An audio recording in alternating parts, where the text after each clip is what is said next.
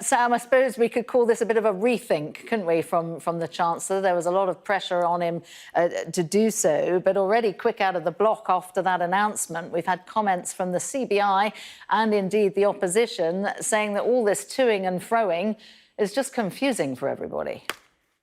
Well, Rishi Sunak wouldn't call it a U-turn. He wouldn't call it a rethinking of his decision to close the furlough scheme.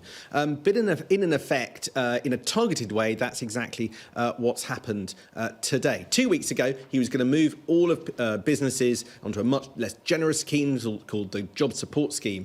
But today, as the latest coronavirus figures from yesterday showed 17,000 new cases and the prospect of lockdowns now in the northeast and northwest being announced on Monday, government has to act and has to act much more generously than it had been planning even just a week or two ago. And that will mean two things. First of all, that for businesses that are forced to close, either on Monday or have already been forced to shut, workers will be able to claim 2/3 of salary and employers will be compensated for that. And also there's this more generous grant scheme as well. And I think this is something, as I say, that Rishi Sunak wasn't particularly keen to do, but it is an important moment. I do think that it is important that it is less generous than the original furlough scheme, which offered 80% of salary, somewhere up to about £30,000. This takes you down to around 25,000 or so. But the biggest question, of course,